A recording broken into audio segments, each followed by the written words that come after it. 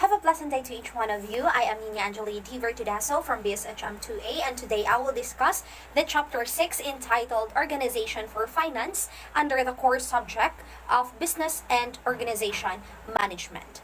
And at the end of the discussions, learner will be able to first differentiate the various methods which sole proprietorship, partnership, and corporation may use to raise capital, and identify the function of banks as well as the different kinds of credit, and lastly, to distinguish the information sources and financing opportunities.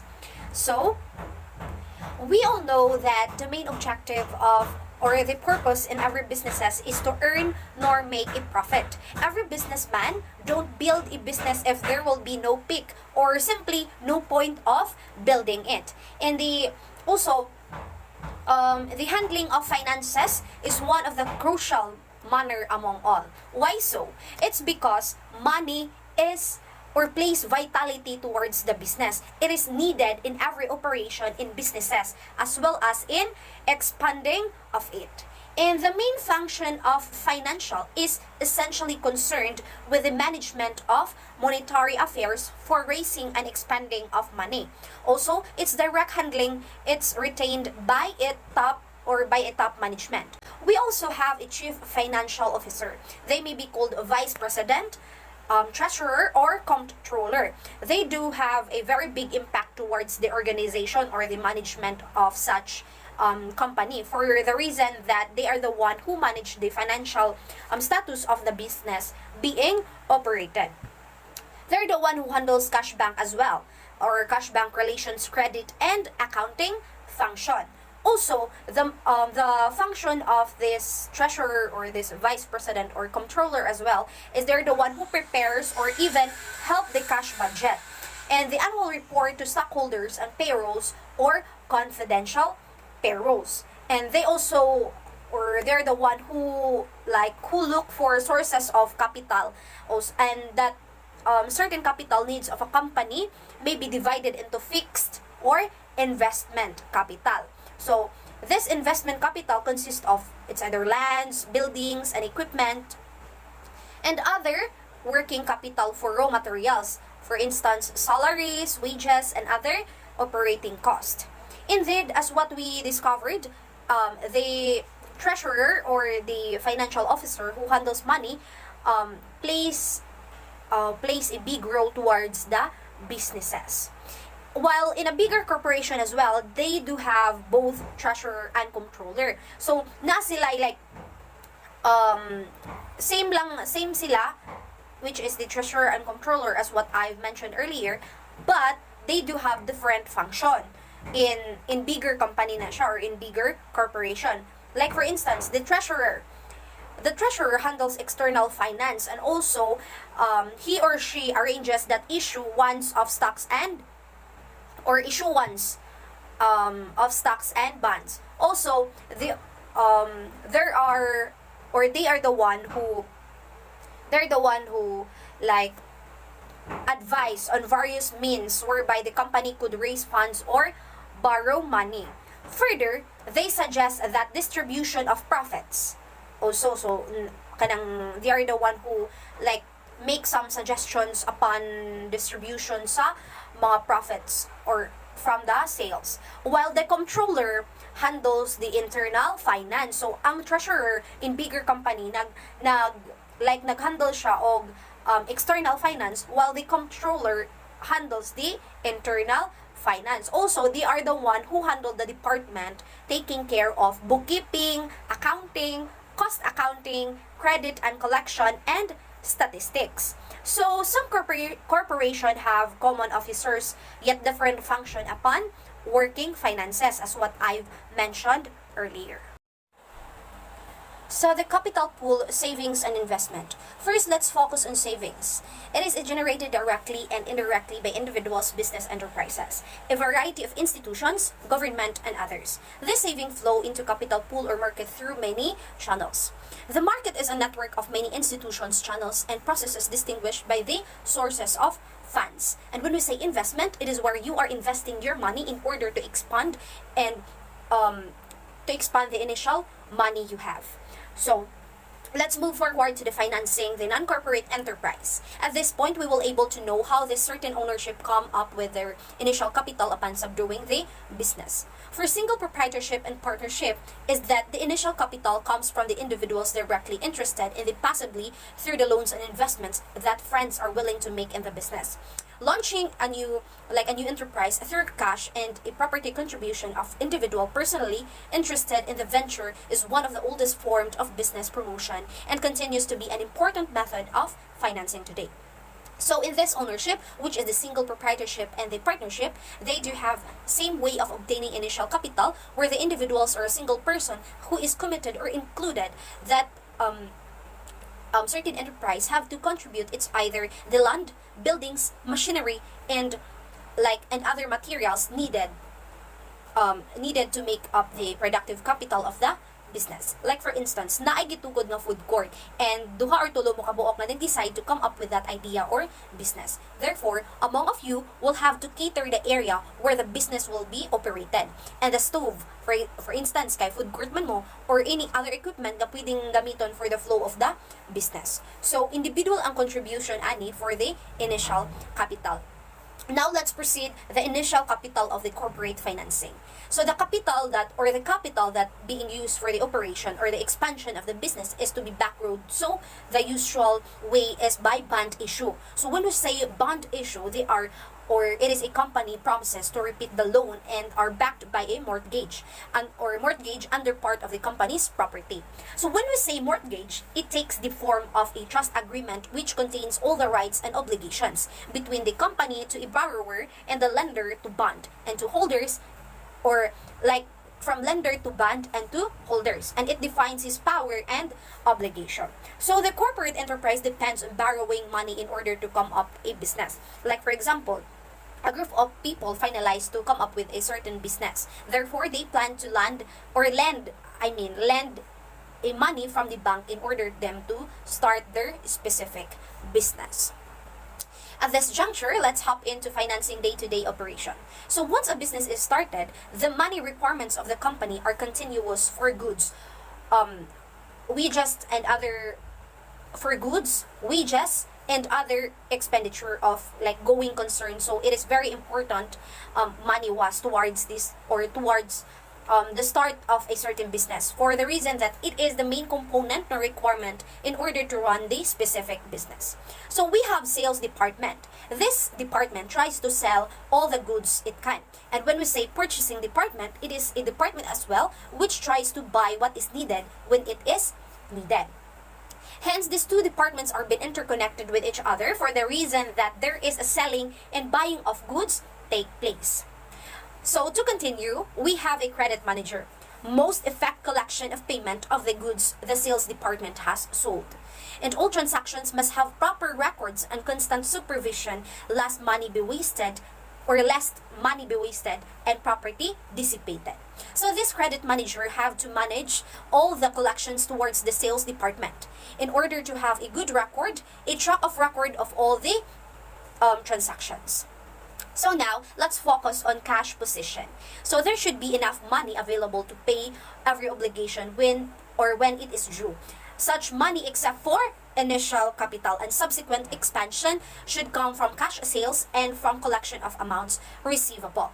And the amount of money in hand or inside in relation to this total sum of accounts payable and notes payable coming to during the same period. And we all know that the main sources of cash should be from sales, and all other sources should be regarded temporary and to be restored to only when income from sales, and at the moment insufficient for immediate cash requirement. And take note, the capital should not be wasted but conserved. Nganuman, ang capital silbi mao ni siya ang imuhang puhunan sa puhunan nimo sa pag-put up sa imong business. So kailangan kani siya dili na nimo siya hilabdan, but instead imuha siyang kapigan, imuha siyang i-conserve kay kani siya mao nagsilbi nga imuha ning as what I've mentioned, puhunan nimo. And kung ang mag-rolling sa imuhang business nga magsigig operate gihapon is the sales na nga coming sa imuhang nabaligya sa pag-produce nimo sa imuhang product.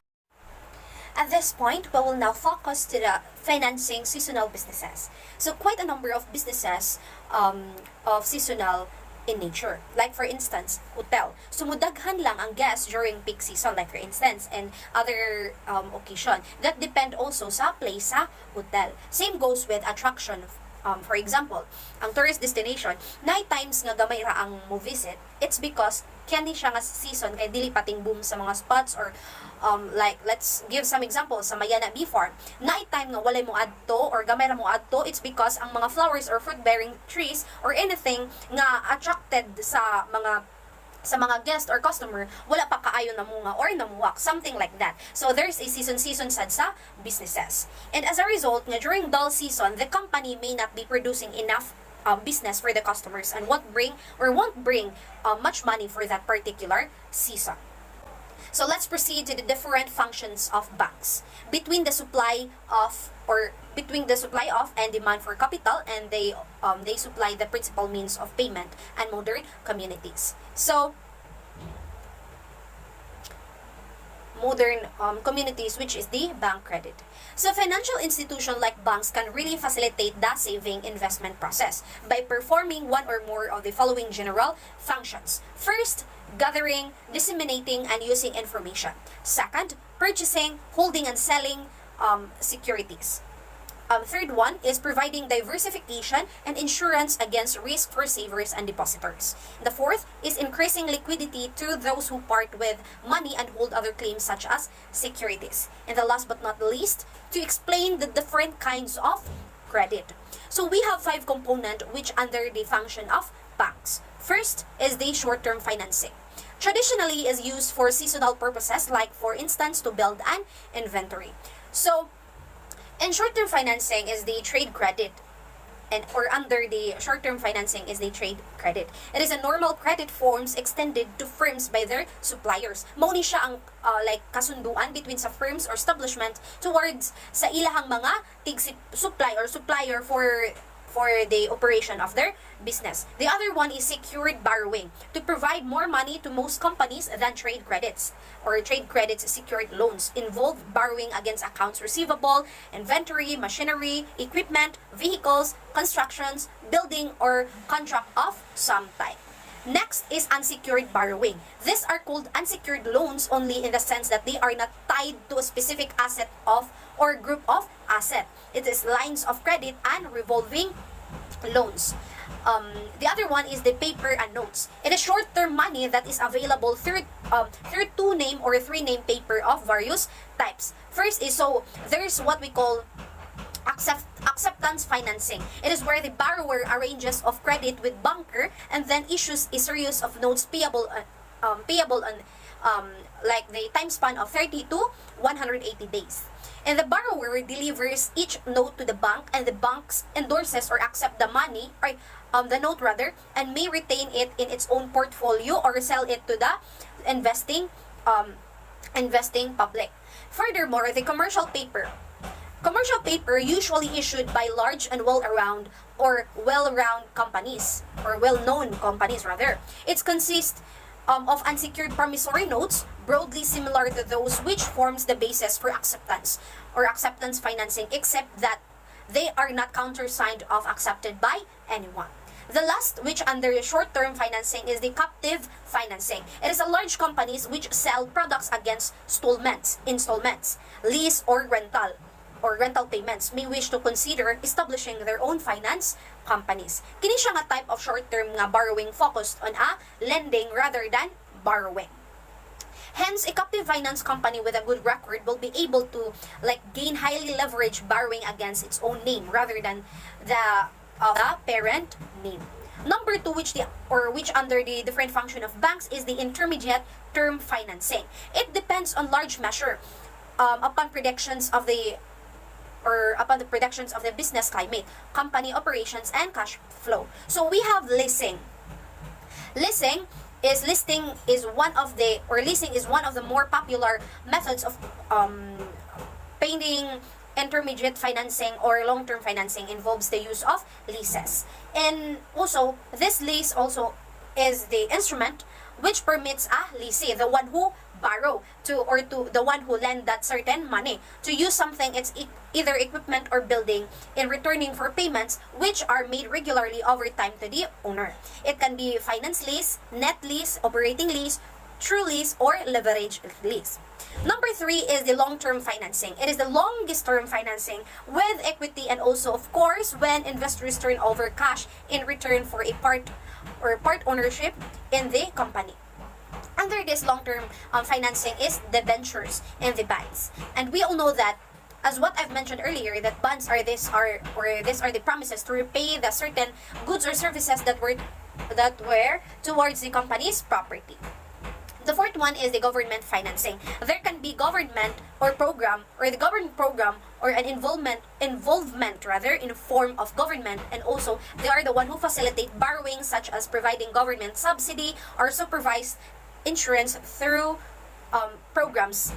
Like for instance, when typhoon hits the certain, or typhoon Yolanda, or any typhoon that hits certain areas in the Philippines. So government gave subsidies towards the affected areas of the typhoon.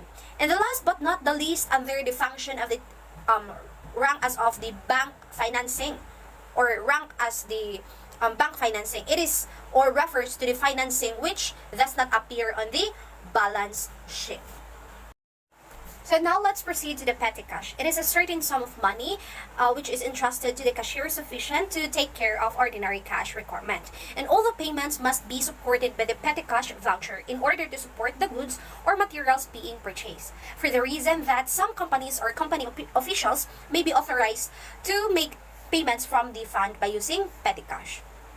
So, paying for good purchase. When the company buys goods from others, it receives a bill or invoice for the goods for the goods being purchased. And also, checking is done in order to be sure that the goods have been received and are what were ordered.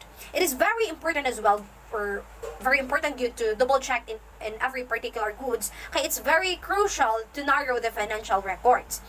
Kay kani siya kanang sa pagkuan ani kanang ang pag-track sa record, pinaka-importante gyud ni once nga nag-put up ka og business, para imuha na siyang matrace kung asa ni siya, unsay gipalit or what. So now, maintaining bank balance. Care must be taken to guarantee only that the bank account is not overdrawn, but other requirements are also met. To offset part of this expands the two methods commonly used. Our first is the minimum balance requirement, and the second one is the measured charge. Now, for the estimating cash requirement, there are already known factors of expense which help determine cash requirements. First, for employee payrolls. This is one of the first routine expenditure of the company. So, a payroll have every week, every 15th, or the end of the month. And when we say payday, it comes regularly, and workers to be paid without delayed. So, there are three forms of payroll. So, first is the regular salary or regular salary list. Mauni siya ang 8 hours a day nga working time or working hours. Second is the hourly wage, and the other one is the piece rate. The number 2 cash requirement is for utility service. So, usually utility service, like for instance, cell phone, telegraph, light, power, and building and speed, being paid monthly, for kanang bayran siya tada buwan, wala yun ay pakyas. Like for instance, electric or water bills nga kailang bayaran yun every month, kay kung dili, there will be a possibility nga maputlanta. And number 3 is for the current purposes. It is where the invoice were uses and the treasurer there is consulted before proposed purchases are consummated, and they're the one that will know in advance when the invoices will be due and can plan accordingly. For the reason that they are the one who has to provide the cash to pay the bills.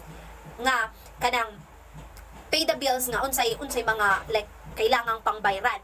And then also ang treasurer sad makahibaw na siya ahead of time nga unsay ihang pamayran, para since siya man ang responsible in handling this matter, and kailangan before the due date of paying bills kabalo na siya if pila iyahang mapagawas nga amount sa kwarta. Number 4, or the last requirement, is the non-routine expenditures. So this is not written expenditures will purchase, such as a special equipment or items that may amount to more than a stated sum must be planned for. Like for example, ang usa ka coffee shop nga sige na nilag operate or nilag operation, already know nga part sa ilahang mga routine is coffee maker, brewed, or anything nga kanang pang like coffee kay coffee shop man. So they decided to have a oven kintahay para sa mga pastries, mga unsa pa na ilahang kuan nga pang like perfect partner sa ilang coffee, sa ilang like certain coffee nga ilahang baligya nga ilang buhaton. Di na sila mo order. For example, sila nga coffee shop nga owner kay mo order na sila like mo order sila og mga pastries sa laing company para mo sell sa ilaha. So sila nagplano nga magpalit na sila og oven para kanang sila na lang ang mugama sa mga pastries and everything. So mag-purchase sila og special equipment for their business. And muna siya kanang like silbi kanang muna ang expenditure nga ilahang like special equipment nga ilahang i-purchase. And a treasurer or the top ranking officer may be designated to approve certain amounts according to company's custom for non-routine expenditure. So let's move on to the company commitment. So we have this commitment sheet which shows to the treasurer at all times how much money is being paid out and when. We also have a budget approval which considered as sufficient warrant for expenditure. Obviously, the commitment sheet is or will reflect budget items and afford a comparison of expected expenditure with actual ones.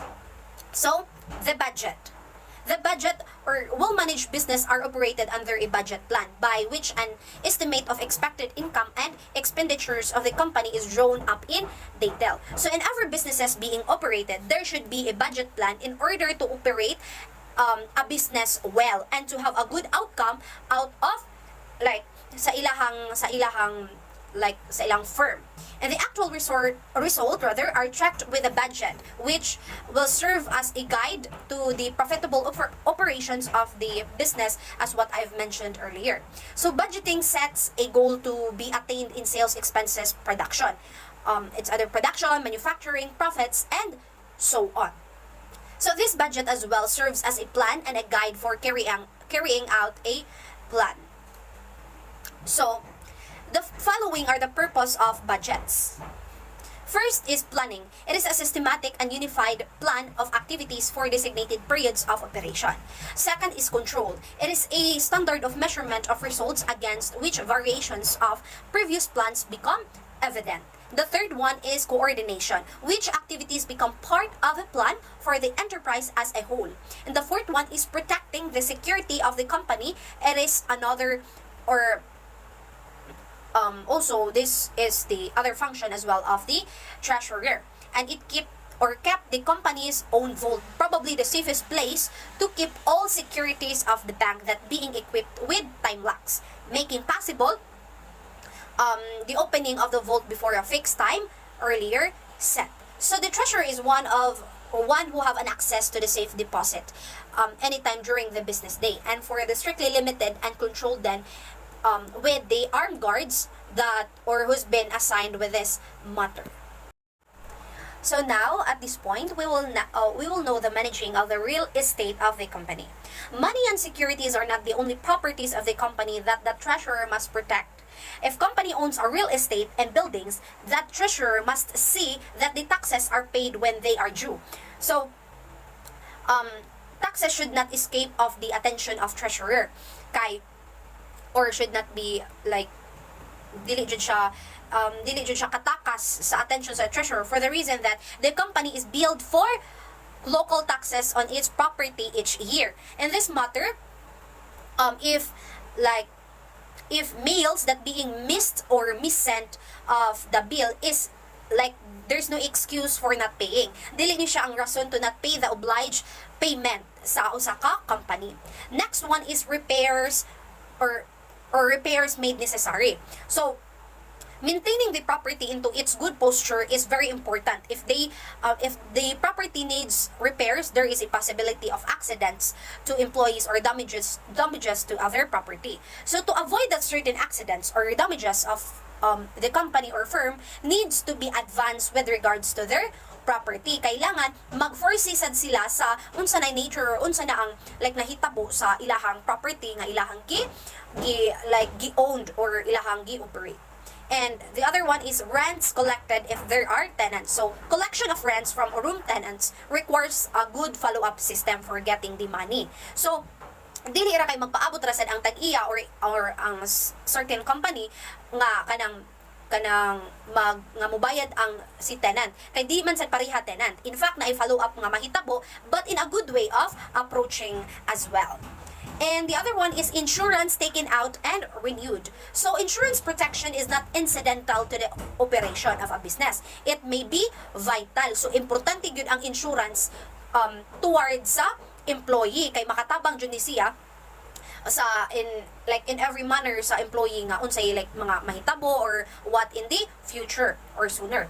So there are the following considerations as well that shall be taken in carrying insurance. First comes a survey of the risk that the company faces.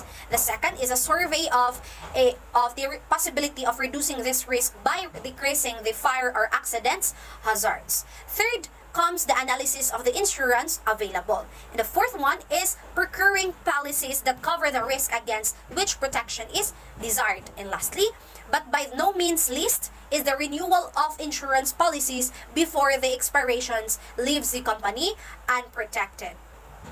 And lastly, which treasurer must see is making of improvements properly supervised. So there should have an improvement towards the property that being supervised for the fact that it will help to attain the productive and the progression outcome.